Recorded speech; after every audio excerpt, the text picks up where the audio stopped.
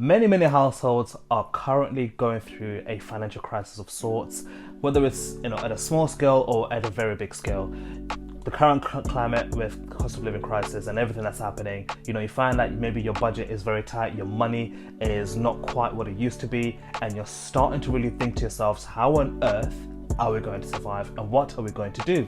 Well, today's video is us giving you our tips and our thoughts on what to do regarding your money and your finances to ensure that even in the midst of all of this chaos that's happening and all of this kind of cost of living crisis and things going up in prices and all sorts of things, that you are able to still survive in your relationship and still be able to look after your household.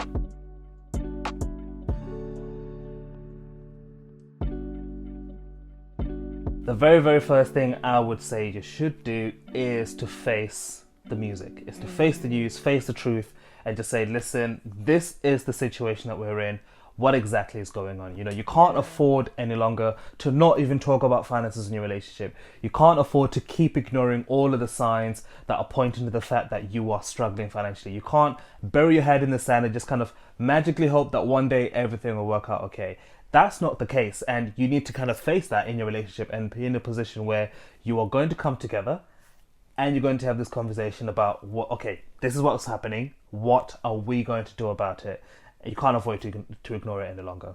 Yeah, I completely agree with you on that one. There's no way you can just bury your head in the sand and act as if things and prices are not going up. I remember one of the things that I was saying to Tanda was when the cost of living really hit here in the UK, when prices started going up, I was pregnant, so I wasn't going out a lot. And I remember the first time I started going out, once with the baby, I was like, oh my God, like the price of this is like crazy. So this actually leads to our second point, which is cut out unnecessary expenses that are in your budget, right? So when we realized like, oh my God, like prices have gone up, things have gone up, it was so important for us to go back to the budget and have a look to see like, okay, number one, is the amount that we're budgeting for stuff still enough? Is it okay? Are we okay? But they're now going to cutting out unnecessary things. If you have subscriptions or things that you genuinely don't need, like get rid of them. There's no point of you still subscribing to something that you're probably not using and you're paying so much money,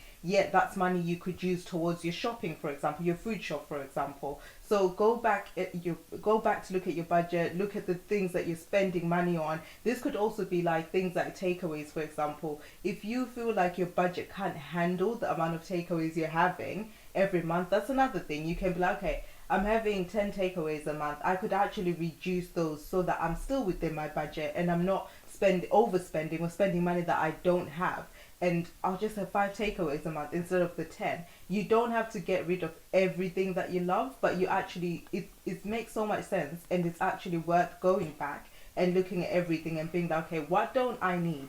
Because that's money that you're wasting, that's money that you're throwing away, but it could be money that you're using towards stuff that you actually really need. Now, the truth of the matter is there's only so much that you can cut from your budget. So the third thing I would say is to consider ways that you can increase your income. Right. Look at things that you can effectively lead you to getting some sort of pay rise. And there's so many ways you can do this, but I honestly believe that for most people, the quickest win that they can find is already in their existing jobs. And this could mean one or two things. Number one, you go for that promotion in your current workplace, or number two, you switch employers. Most of the times when you switch employers, you can negotiate a higher income than what you're currently on. And, you can kind of play that to your advantage and make sure that you are going to make a move that is going to be financially better off for you. And you're going to still leverage your existing skills, still leverage your existing experience, just that you're doing it in a new company or you're doing it in a new role now that you've been promoted.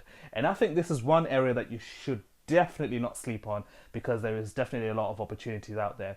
But then if you want to play the bit of a longer game, you could then look at completely switching your career into another field that pays significantly more or better than the field that you're currently on at the minute. There are so many different ways. Obviously, this is very subjective and it depends what field you're working in, what your experience is, and all these other things. But you could do your research to figure out what thing could I tap into where I've got the transferable skills to essentially leverage what I have, but make a sidestep that will then eventually, maybe a year from now or 2 years from now, lead us to being in an even more better financial position than we would be if I don't make that move.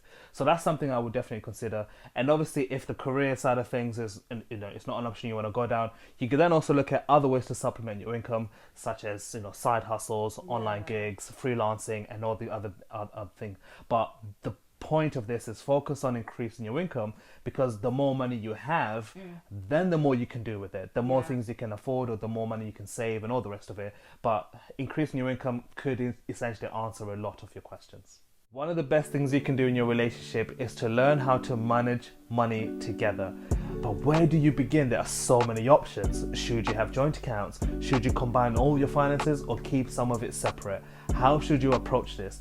Well, what we have done is put together a free couples budgeting guide that you can download today that will show you everything you need to know to get started regarding budgeting together as a team.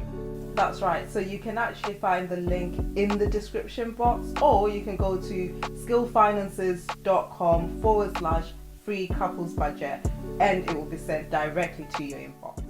So another thing that you can do to deal with the cost of living crisis is to boost your savings, boost your emergency fund. Now, if you find that you've taken care of your priorities or taken care of the necessities, your bills, your rent, your mortgage, etc., etc., and you've taken care of those things, and after that you've got money left over, you could actually decide, you know what, I'm going to take this money, or we're going to take this money as a couple and boost our emergency fund, because you never know what the cost of living crisis will be doing 3 months from now or 6 months from now. So you put yourself in a better position when you build that financial cushion, that if anything is to happen, you are sort of like safeguarded, and you're sort of okay to then keep going and for life to keep going as normal. And I know maybe for some people it could be like, well, we're in a cost of living crisis, we're just trying to save in a cost of living crisis. Everything I'm earning is going towards that. Mm-hmm. And we completely get that. But what we're saying is, if you have the extra money, then save. And for some of you, saving is one of those things that's already included in your budget anyway. So you could boost the savings. If you're already saving, just boost them a little bit. Save that little extra to build that financial cushion.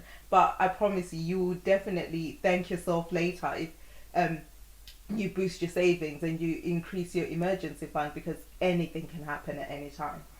Yeah, and the final point that I'd add is that, it's time to start thinking long term. Right. And when you're thinking long term, you're not only just thinking about how much am I making this month and how much am I going to spend, or how much is going towards all the bills, but you're starting to think ahead. And this kind of, I guess, summarizes everything that we've mentioned, right? So if you look at saving money and increasing your income and looking at your expenses and figuring out what needs to stay or go, all of these things is all done in an effort to look ahead and start thinking ahead to say, okay, 6 months from now, if the cost of living crisis doesn't change, if the cost of goods keeps going up, if inflation keeps rising, what exactly would I like my finances to look like? And if I don't make any changes, what would the impact be? Because that's a scary thought.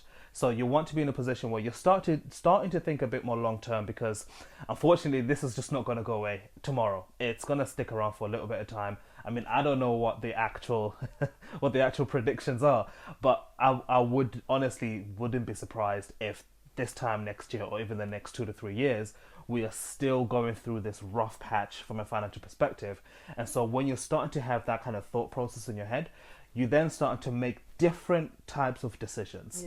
You might even find yourself stopping things like impulse spending and all the other things, just to really get a good handle of your finances, so that in the long term and in the future, you're not going to put yourself in a worse off situation, but actually what you're doing is working towards putting yourself in a much better position. And like you say, you might actually think, this isn't going away for the next 2 to 3 years. Let me get that side hustle going. Like that skill that I'd set on for so long, that could be making me extra money. Let me get on that. So there's a lot of things that you can do individually or as a couple to actually make the situation better for you. But we completely understand it's not an easy time that people are going through. It's not an easy time to be in. Everything, that prices for everything going up, mortgages are going up. It's quite difficult, but set yourselves up for success by doing some of those things and like sort of taking care of the future right now.